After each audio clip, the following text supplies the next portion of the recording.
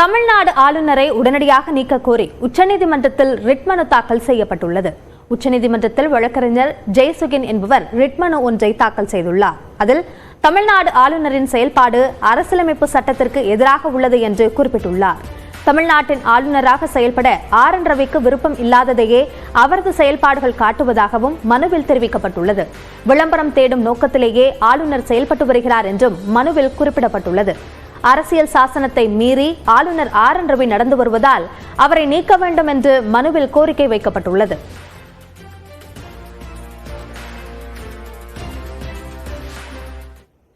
NEET தேர்வு குறித்து சட்டப்பேரவையில் முதலமைச்சர் மற்றும் எதிர்க்கட்சித் தலைவரிடையே காரசார விவாதம் நடைபெற்றது. ஆளுநருக்கு நன்றி தெரிவிக்கும் தீர்மானத்தின் மீதான விவாதத்தில் பேசிய எடப்பாடி பழனிசாமி 2023 ஆண்டு சட்டப்பேரவை கூட்டத்தொடரில் உரையாற்றிய ஆளுநர் அம்பேத்கர், அண்ணா, தமிழின் பெருமைகள் குறித்து வாசிக்காத போது திமுக போராட்டம் நடத்தாத நிலையில் தற்போது திடீர் போராட்டம் நடத்தியது ஏன் என்று கேள்வி எழுப்பினார். இதற்கு பதிலளித்த முதலமைச்சர் மு க ஸ்டாலின் எதிர்க்கட்சித் தலைவர் உடல் பேணி பாதுகாக்க வேண்டும் என்று வாழ்த்துவதாக கூறினார். தொடர்ந்து பேசிய எடப்பாடி பழனிசாமி நீட் தேர்விலிருந்து இதுவரை விலக்கு பெறாதது ஏன் என்று கேள்வி எழுப்பினார். அதற்கு முதலமைச்சர் மு க ஸ்டாலின் நீட் தேர்வை ரத்து செய்யும் அதிகாரம் மத்திய அரசிடம்தான் இருக்கிறது.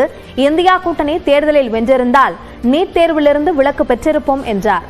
மேலும் நீட் தேர்வை முதலில் எதிர்த்தவர் கருணாநிதிதான் என்றும் தெரிவித்தார். தொடர்ந்து பேசிய எடப்பாடி பழனிசாமி இந்தியா கூட்டணி கலகலத்து போய்விட்டதாகவும் மீண்டும் ஆட்சிக்கு வரும் வாய்ப்பு குறைவு என்றும் கூறினார். மேலும் கலைஞர் நூற்றாண்டு விழா நாணயத்தை பாஜக தலைவர்களை வைத்து வெளியிட்டது குறித்தும் கேள்வி எழுப்பினார். அதற்கு பதிலளித்த முதலமைச்சர் பிரதமரை அழைத்ததாகவும் ஆனால் மத்திய அமைச்சர் மட்டுமே விழாவில் கலந்து கொண்டதாகவும் கூறினார். மேலும் ஆளுநரை எதிர்த்தாலும் அவருக்கு உரிய மரியாதையை கொடுக்கவில்லையா என்றும் வினவினார்.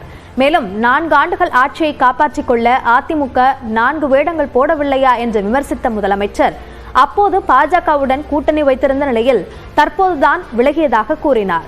தொடர்ந்து பேசிய எடப்பாடி பழனிசாமி அதிமுக யாருக்கும் அடிமை இல்லை, எதுவாக இருந்தாலும் தைரியமாக அறிவிப்போம் என்று கூறினார்.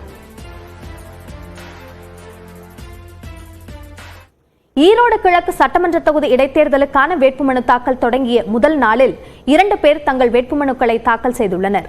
ஈரோடு கிழக்கு தொகுதி எம்எல்ஏ ஈ.வி.கே. செல்லங்கோவன் உடல்நலக்குறைவால் காலமானதை தொடர்ந்து அந்த தொகுதிக்கு வரும் பிப்ரவரி 5ஆம் தேதி இடைத்தேர்தல் நடைபெற உள்ளது. இதற்கான வேட்புமனு தாக்கல் ஈரோடு மாநகராட்சி அலுவலகத்தில் இன்று தொடங்கி 17ஆம் தேதி வரை நடைபெறுகிறது. காலை 11 மணி முதல் 3 மணி வரை வேட்புமனுக்கள் பெறப்படுகின்றன. இந்நிலையில் இன்று சேலத்தைச் சேர்ந்த பத்மராஜன், கோவையைச் சேர்ந்த நூர் முகமது மற்றும் கரூரைச் சேர்ந்த ஓய்வு பெற்ற ராணுவ வீரர் மதுரை விநாயகர் உள்ளிட்ட 3 பேர் சுயேட்சை வேட்பாளர்களாக தங்கள் வேட்புமனுக்களை தாக்கல் செய்தனர். சனி, ஞாயிறு அரசு விடுமுறை தினம் என்பதால் இதன் பிறகு ஜனவரி 13ஆம் தேதியே வேட்புமனு பெறப்படும்.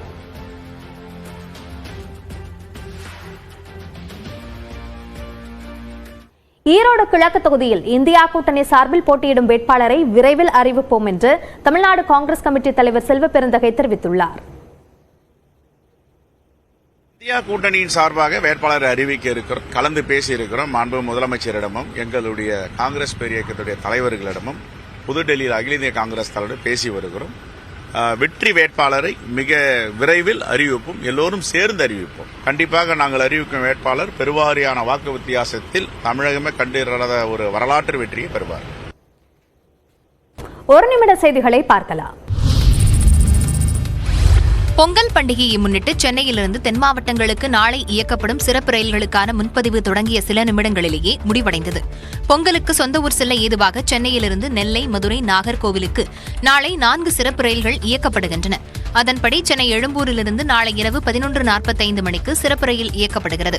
தாம்பரம், நாகர்கோவில் இடையே இயக்கப்படும் மற்றொரு சிறப்பு ரயில் நாளை இரவு 11:35 மணிக்கு தாம்பரத்திலிருந்து புறப்படுகிறது. இதேபோன்று சென்னை சென்ட்ரல் ரயில் நிலையத்திலிருந்து மதுரைக்கு நாளை பிற்பகல் 3 மணிக்கு சிறப்பு ரயில் இயக்கப்படவிருக்கிறது. முன்பதிவில்லா சிறப்பு ரயில் நாளை காலை 10:45 மணிக்கு எழும்பூரிலிருந்து மதுரைக்கு இயக்கப்பட உள்ளது. நாளை இயக்கப்படும் சிறப்பு ரயில்களுக்கான முன்பதிவு இன்று காலை 8 மணிக்கு தொடங்கியது. முன்பதிவு தொடங்கிய சில நிமிடங்களிலேயே டிக்கெட் விற்று தீர்ந்தது. அதனைத் தொடர்ந்து தட்கல் முறையில் டிக்கெட் பெறுவதற்கு பயணிகள் முனைப்பு காட்டினர். அங்கேயும் வெகு விரைவில் டிக்கெட் முன்பதிவு முடிவடைந்தது. இதனால் டிக்கெட் கிடைக்காத பயணிகள் ஏமாற்றமடைந்தனர். இதுபோன்ற விழா காலங்களில் முன்பதிவு இல்லாத சிறப்பு ரயில்களை கூடுதலாக இயக்க வேண்டுமென பயணிகள் கோரிக்கை விடுத்துள்ளனர். பொங்கல் பண்டிகை நெருங்கும் நிலையில் கல்லூரிகளில் மாணவ மாணவிகளின் பொங்கல் விழா களை கட்டியது. நெல்லை அரசு சித்த மருத்துவக் கல்லூரி முழுவதும் தோரணம் கட்டப்பட்டு பஞ்சபூதங்களை குறிக்கும் வகையில் வண்ண கோலமிடப்பட்டிருந்தது. வேட்டி சேலையில் வந்த மாணவ மாணவிகள் இசைக்கு ஏற்ப ஆடிப்பாடி மகிழ்ந்தனர்.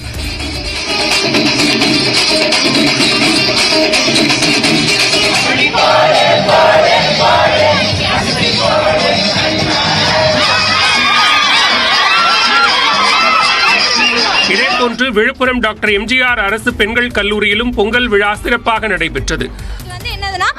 அட்வான்ஸா நாங்க வந்து பொங்கல் செலிப்ரேஷன் பண்றோம். ஒவ்வொரு துறையும் தனித்தனியா பாத்தீங்கன்னா இங்கே தெரியும். எல்லாரும் ட்ரெடிஷனலா ட்ரெஸ் போட்டுட்டு வந்துட்டு நாங்க இவ்ளோ கிராண்டா பண்றோம். இந்த டே வந்து உங்களுக்கு ஸ்பெஷல். பிகாஸ் நாங்க வந்து ஒரு லாஸ்ட் இயர் அப்படின்றதுனால நாங்க வந்து ஹாப்பியா என்ஜாய் பண்ணிட்டு போகணும் அப்படின்ற ஒரு நல்ல உள்ளத்தினால நாங்க எல்லாம் ஜாலியா இருக்கோம். தொடர்ந்து நடைபெற்ற விளையாட்டுப் போட்டிகளில் மாணவிகள் உற்சாகமாக பங்கேற்றனர். பொங்கல் பரிசு தொகுப்புடன் 2000 ரூபாய் ரொக்கம் வழங்க தமிழ்நாடு அரசுக்கு உத்தரவிடக் கோரி பாஜக வழக்கறிஞர் தொடர்ந்த வழக்கை அவசரமாக விசாரிக்க உயர்நீதிமன்றம் மறுத்துவிட்டது. பாஜக வழக்கறிஞர் மோகன்தாஸ் தொடர்ந்த வழக்கில் 2009ஆம் ஆண்டில் முதலமைச்சராக இருந்த கருணாநிதி பொங்கல் பரிசு தொகுப்பு திட்டத்தை அறிமுகப்படுத்தி 2011ஆம் ஆண்டு வரை வழங்கியதாகவும் அதன் பிறகு பரிசு தொகுப்புடன் 1000 ரூபாய் ரொக்கம் அதிமுக ஆட்சியில் வழங்கப்பட்டதாகவும் குறிப்பிட்டுள்ளார். 2021ஆம் ஆண்டுக்கு பிறகு பொங்கல் பரிசு தொகுப்பு மட்டுமே வழங்கப்பட்டு வருவதாகவும் ரொக்கத்தொகை ஏதும் வழங்கப்படவில்லை என்றும் கடந்த ஆண்டு மக்களவைத் தேர்தல் நடந்ததை கருத்தில் கொண்டு பொங்கல் பரிசு தொகுப்புடன் 1000 ரூபாய் ரொக்கத்தொகை வழங்கப்பட்டதாகவும் தெரிவித்தார். இந்நிலையில் பொங்கல் பண்டிகைக்கு இன்னும் சில நாட்களே உள்ளதால் வழக்கை அவசரமாக விசாரிக்க வேண்டும் என்று தலைமை நீதிபதி ஸ்ரீராம் மற்றும் நீதிபதி செந்தில்குமார் ராமமூர்த்தி அமர்வில் முறையிடப்பட்டது. அதனை ஏற்க மறுத்த நீதிபதிகள் இந்த வழக்கை அவசரமாக விசாரிக்க எந்த முகாந்திரமும் இல்லை என்றும் இதேபோல தொடர்ந்து முறையிட்டால் அபராதம் விதிக்கப்படும் என்றும் எச்சரித்தனர்.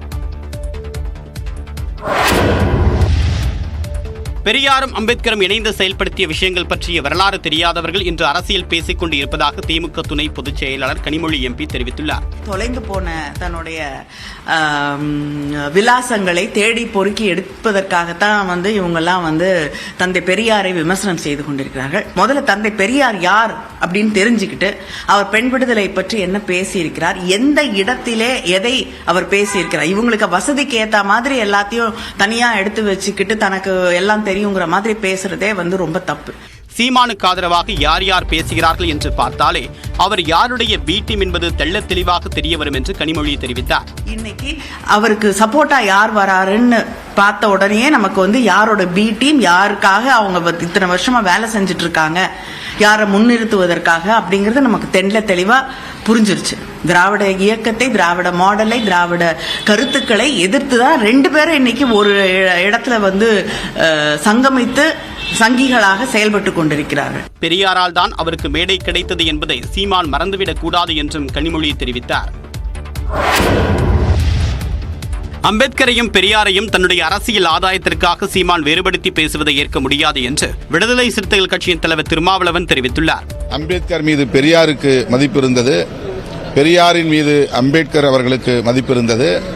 அம்பேத்கர் அவர்களையும் தந்தை பெரியார் அவர்களையும் தன்னுடைய அரசியல் ஆதாயத்திற்காக வேறுபடுத்தி பேசுவது, அவர்களுக்கு இடையிலே ஒரு இடைவெளியை உருவாக்க முயற்சிப்பது எந்த வகையிலும் ஏற்புடையதல்ல. பாஜக மாநில தலைவர் அண்ணாமலையின் குரலும் சீமானின் குரலும் ஒன்றாக இருப்பதை மக்கள் புரிந்து கொள்ள வேண்டும் என்றும் திருமாவளவன் குறிப்பிட்டார். அண்ணாமலை சமூக நீதியின் தொட்டிலில் வளர்ந்தவர் அல்ல, அவர் சனாதனத்தின் பாசறையில் வளர்ந்தவர். சனாதன சக்திகளுக்கு பெரியார் அநாகரிகமாகத்தான் தெரிவார், அருவருப்பாகத்தான் தெரிவார். எனவே அண்ணாமலை சீமானை ஆதரிக்கிறார் என்றால் சீமான் இதை சிந்தித்து பார்க்க வேண்டும். சர்ச்சைக்குரிய பேச்சுக்களை சீமான் தவிர்க்க வேண்டும் என்றும் திருமாவளவன் அறிவுறுத்தினார்.